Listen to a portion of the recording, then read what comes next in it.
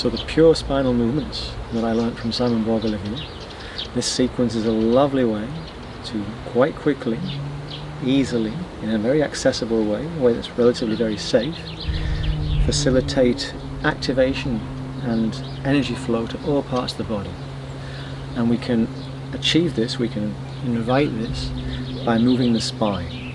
Now the spine in the Indian system, sometimes it's referred to as the Gaṅgā, the river Ganges, the main river in this realm, or in this area of the body.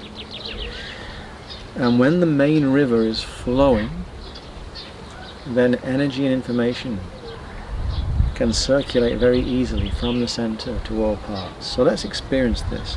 We're going to take a stance with the feet a comfortable distance apart, and we're going to activate what is known in Sanskrit as bandha, the secret, invisible to the external eye perhaps, support bandage that we activate and switch on by energizing around the joint in such a way to facilitate energy flow through the center of the joint.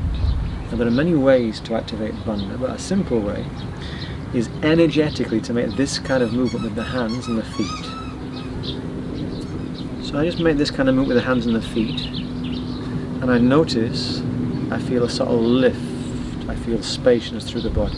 So with that lift and spaciousness, I'm feeling rooted and lifted at the same time. I bring the hands in front of the waist and lift the arms up to first lengthen the spine. So when we move the spine, we always want to first lengthen it to ensure it's got lots of space. Check that the neck is easy and stay active through the fingers, keeping the backs of the hands spacious even as we lengthen up through the fingers. And then with that sense of length and space, the hands are going to move forwards and downwards, but the hips don't move, and I'll feel this lovely sense of lengthening in the thoracic part of the spine. I'll feel my back body lengthen, but the front body still stays spacious. Hands come down and then move towards the rear. Then I'll bend the elbows to bring the fingers through the level of the floating ribs, then stretch the wrist back, take the arms out and arc the arms out. And now I'm going to lengthen the front body, but still feel spacious in the back body. Then the hands are going to come to the opposite elbows. I'll root down through the feet and the hips, lift and lengthen out of the right side of the navel, and then lift up and over to the left, interlacing the fingers and stretching up. So by first lifting up and lengthening out of the navel, I can feel this lovely sense of space in the right side of the body, and yet the left side of the body also feels spacious, even as I'm lengthening the right. Releasing the left hand, gathering the energy back up, maintaining that length in the spine. Taking once again the hands to the opposite elbows, rooting down through the feet and the hips, lifting out the left side of the navel, and then lifting up and over to the right side. And the same. I enjoy the sense of lengthening the left side of the body, yet all the while I still feel spacious in the right side. Then I release the right hand, gather the energy back up, keeping that length in the spine. And keeping that length, I bring the hands down to about the height of my chest.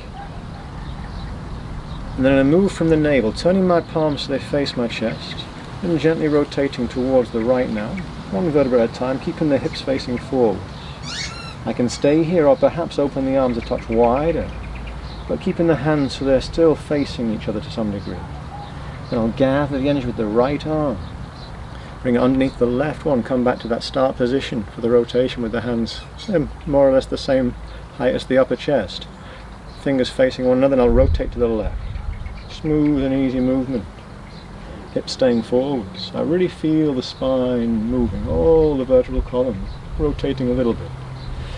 And then opening the arms, noticing that as I rotate all of the vertebrae, the spine can rotate quite a lot, but it still feels easy and spacious. I can still talk. And I'll gather the energy with the left arm, come back to the center, and then keeping the length in the spine, let the hands gently come down. And the hands can come towards the side of the body.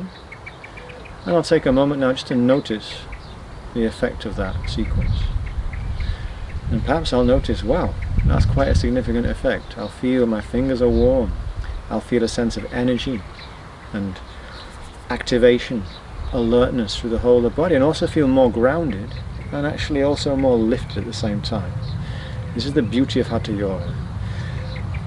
We can expand that centered space.